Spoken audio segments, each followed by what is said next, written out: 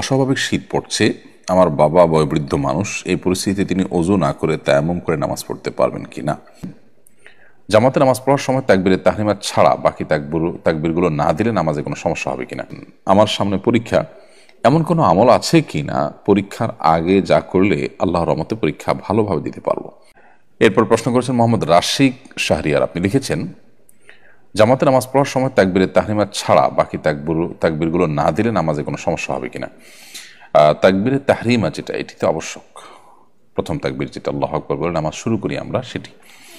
এর বাইরে বাকি যে তাকবীরগুলো আছে, উঠা বসার তাকবীর, রুকুতে যাওয়ার, সেজদা যাওয়ার, সেজদা থেকে উঠার, এই যে পরবর্তী তাকবীরগুলো আছে, এই তাকবীরগুলো পাঠ করা ফরজ বা ওয়াজিব নয়। যার কারণে এগুলোর কোনোটা যদি ছুটে যায় তাতে নামাজ হয়ে যাবে।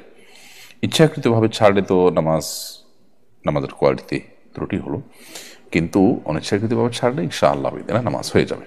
শাকিল আহমেদ খান আপনি লিখেছেন, আমার সামনে পরীক্ষা, এমন কোনো আমল আছে কি না পরীক্ষার আগে যা করলে আল্লাহর রহমতে পরীক্ষা ভালোভাবে দিতে পারবো? ভাই শাকিল, পরীক্ষার আগ মুহূর্তে স্পেশাল কোনো আমল এর কথা আমি বলতে পারবো না, যেটা পড়লে পরীক্ষা বা যেটা করলে পরীক্ষা ভালো হবে বলে কোরআন হাদিসে বলা হয়েছে। তবে আপনি অ্যাজ এ মুসলমান পরীক্ষার আগে আল্লাহ সুবহানাহু ওয়া তাআলার কাছে অন্য 10টা ক্রাইসিস মোমেন্টে বা আল্লাহ সুবহানাহু ওয়া তাআলার কাছে আপনার বিশেষ পরিস্থিতিতে যেরকম আমাকে দোয়া করেন, এক্ষেত্রে দোয়া করবেন, আল্লাহ আপনি আমার পরীক্ষাকে সহজ করে দিন, আমার পরীক্ষাকে আপনি আসান করে দিন। আপনি আল্লাহর কাছে দোয়া করবেন, সেই সাথে আপনার পড়াশোনা, আপনার প্রচেষ্টা, যেটি পরীক্ষা ভালো ফলাফল করবার জন্য, সেটি আপনি যথাযথভাবে অব্যাহত রাখবেন। প্রথমে দেখতে পাচ্ছি অস্বাভাবিক শীত পড়ছে। আমার বাবা বয়োবৃদ্ধ মানুষ, এই পরিস্থিতিতে তিনি ওযু না করে তায়াম্মুম করে নামাজ পড়তে পারবেন কিনা?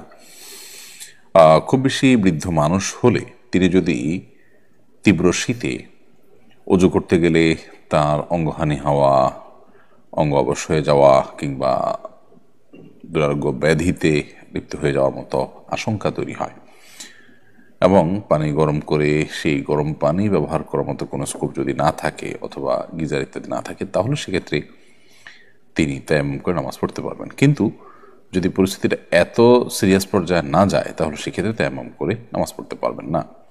গিজারের ব্যবস্থা করে গিজারের মাধ্যমে তিনি ওযু করতে পারেন, গরম পানি দিয়ে, অথবা অন্য কোনো উপায়ে পানি গরম করে তার মাধ্যমে ওযু করতে পারেন।